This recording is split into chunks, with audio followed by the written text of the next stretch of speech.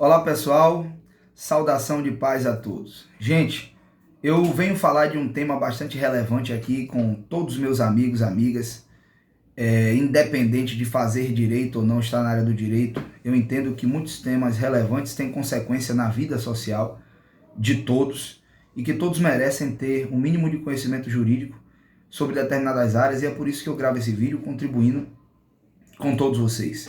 Aqueles que puderem, compartilhem, envie para outras pessoas para contribuir com esse conhecimento para outros.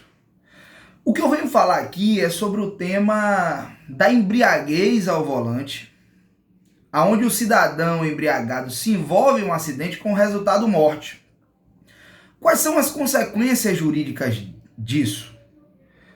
Vale dizer que o cidadão dirigir embriagado é um risco alto, e se ele for parado mesmo sem que aconteça de fato um acidente, ele já pode ser enquadrado, conforme o Código Nacional de Trânsito, no cometimento ali de uma infração delituosa, com consequências e implicações fora a sanção por multa. Mas o fato aqui é que quando tem uma morte, quando o cidadão atropela alguém, quando o cidadão se envolve no acidente e que o sujeito do outro carro vem a morrer, e depois é constatado que o camarada que colidiu ou que atropelou estava embriagado. A minha preocupação porque eu ouço muita gente dizer que isso por si só geraria a responsabilidade criminal do sujeito pelo crime de homicídio doloso. E obviamente, o cidadão que comete um crime tem que ser responsabilizado, mas eu entendo que essa responsabilidade tem que acontecer no limite daquilo que é tipificado em relação à sua conduta.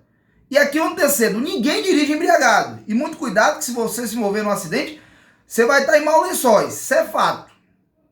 Mas assim, o sujeito também tem um direito de defesa. Porque ninguém pode presumir um homicídio doloso apenas e tão somente porque o sujeito que se envolveu no acidente estava embriagado. Não é por aí. Na realidade, o que acontece? O estado de embriaguez conduz o sujeito envolvido no acidente com resultado morte a uma avaliação da hipótese do dolo eventual, né? Que é uma possibilidade ali jurídica que pode alcançar o cidadão ao cometimento do crime de homicídio com o requisito do dolo. E o que é o dolo eventual? O sujeito não quer o resultado, ele não queria matar, não queria que a morte acontecesse, mas ele assume o risco de produzi-lo. É o que diz lá a inteligência do artigo 18, inciso 1º do Código Penal. É o dolo eventual. Alguém que deseja matar ou que assume o risco. O dolo eventual é aquele que assume o risco de produzir o resultado morte.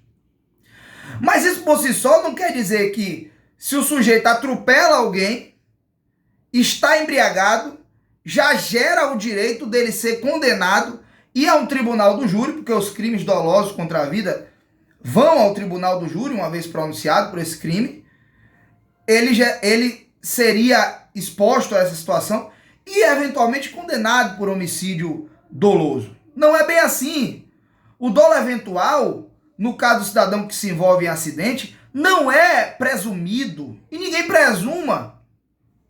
Hoje nós temos entendimento, por exemplo, do STJ, ali na 6ª turma, que diz o seguinte, que o cidadão que se envolve num acidente, que existe a morte em decorrência daquele acidente, e que ele atropelou alguém ou bateu em um carro, por exemplo, a gente precisa de outros requisitos para perceber, identificar e credenciá-lo como um sujeito que cometeu homicídio doloso.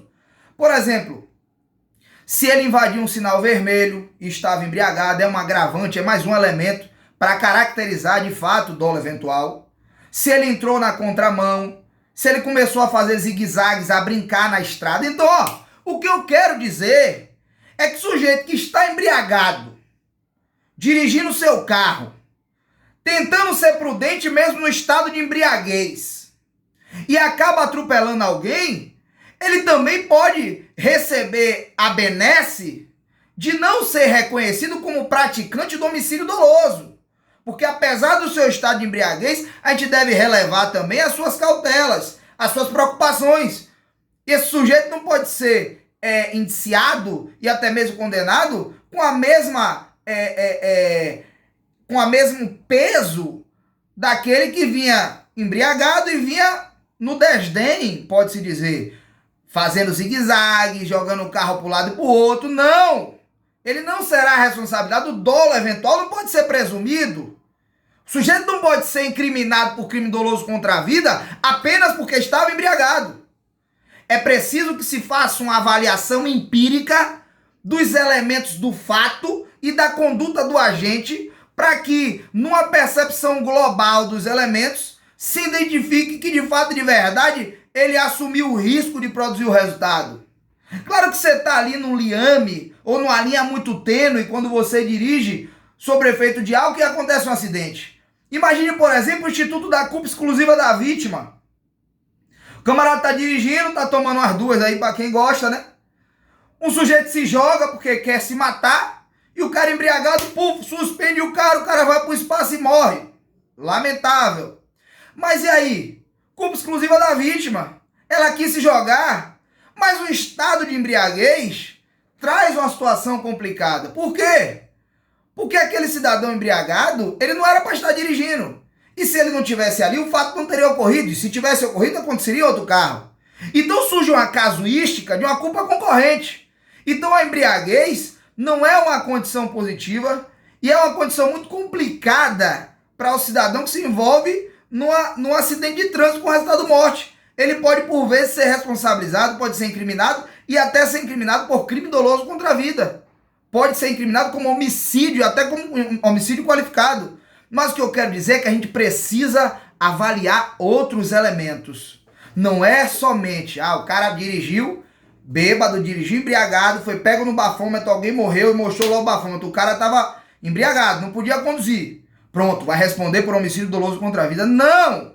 Não é uma presunção absoluta. Então, é preciso avaliar isso. E outro ponto, para finalizar e definir. E se nesse acidente com evento morte, quem morrer for o próprio sujeito? Se ele perder a sua vida e ele tinha um seguro de vida, esse seguro de vida vai indenizá-lo? O cara estava embriagado. Morreu ali no acidente de trânsito, mas ele estava embriagado. O seguro pode utilizar a afirmativa e a certeza da embriaguez como salvo-conduto para não dar o prêmio? Súmula 620 do STJ. O estado de embriaguez do sujeito que se envolve em acidente e morre não pode servir de argumento para o afastamento da responsabilidade da seguradora de pagar o seguro de vida. O prêmio é garantido, é válido. Entendimento do STJ. Gente, espero ter contribuído. Um forte abraço a todos. Que Deus abençoe. Compartilhe esse vídeo. Tudo pela justiça, tudo pelo respeito à Constituição Federal, tudo por uma avaliação jurídica mais séria, mais contundente, não com base em achismo, mas em realmente elementos empíricos que possam contribuir com a nossa sociedade. A gente precisa entender que o direito, juízes, promotores e os atores da persecução criminal penal e até mesmo na esfera civil não são algozes com a capa preta que está ali só para degolar o agente, para acabar, para executar, para incriminá-lo. Mas a incriminação ela deve acontecer no limite da conduta do agente, né? Então, é isso aí. Espero que eu tenha contribuído. Um forte abraço a todos. Um beijo no coração.